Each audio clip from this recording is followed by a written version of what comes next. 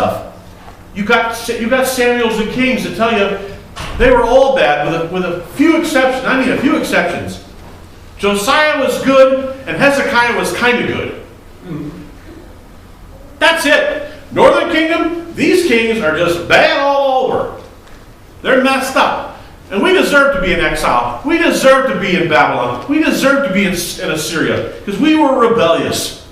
So if you want all the bad stuff, you got Samuel and Kings. You read Chronicles and you go, this is very sterile. This is the same history that you had in Kings and Chronicles, but now it's all cleaned up. Nobody does anything bad. We're not going to talk about that. Why? Because now that we're exiles coming out, the point of Chronicles is to say, here's how the same history, could have been had we not done all this other stuff. We don't need to hear about the bad. We already know that. We already got that. We already have that. So Chronicles is written to say, hey, you exiles coming out, this is how your story could have been told had you been obedient. And you now have the opportunity to move this direction where things are what they're supposed to be. So this is going on all the time. All right. So I want to write this. I want to read this. It says, it is no accident that the primary message on the lips of Yeshua were, repent, for the kingdom of heaven is at hand. Yeshua's first coming had as one of its primary goals the taking back of areas that had previously been in the control of other gods. Yeshua came to serve notice that things were changing as he was coming to take back the world for his kingdom. He taught his disciples to pray, may your kingdom come, and told others to seek first the kingdom. For Yeshua the Messiah, it was all about the return and restoration of his kingdom back to his dominion. That's what it's all about. That's the big picture. And he asks us as imagers to be part of that reclamation of his kingdom. That's our role. Yes? I find kind of interesting too, where the idea of him taking back the entire earth. Times he was showing mercy, like to Nineveh. Yes. To the troops of Syria. So why can not be just let them away, fed them, send them back? Yeah. Good point. Very good point. So this, in microcosm, this Song of the Sea has some very interesting things. I mean, who are you amongst the Elim? Who, O Lord, who is like you amongst the Elim?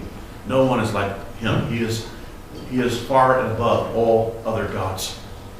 These gods are real, but he is far above them. And he's a man of war. But don't worry, here's the bottom line. And this is the point of the song. Adonai, Yimlok, Leolam, Ba'ed.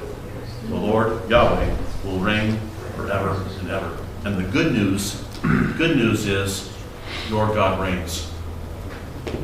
And right at the core of the Psalter, as we've been studying it, is what? The Lord reigns. The Lord reigns.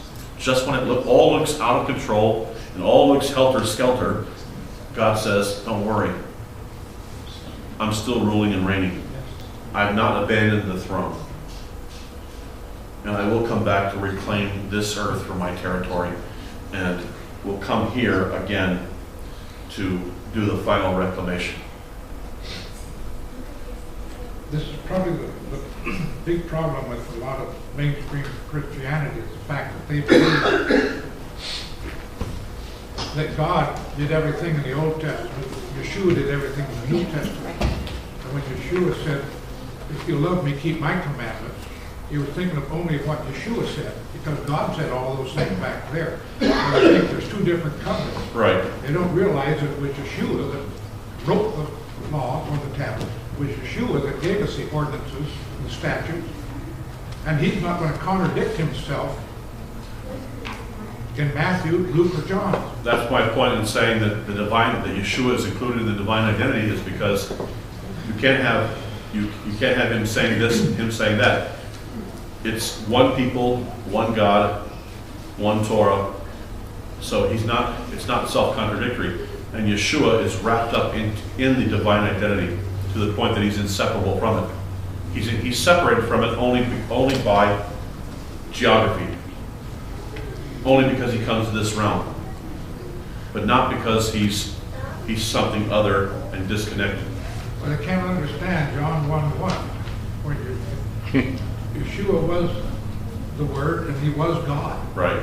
All things was made by him. Right. And that's why we have so many texts that say, the word of the Lord came to so and so. That was my point of last week when I said Psalm 19 says, the Torah restores the soul.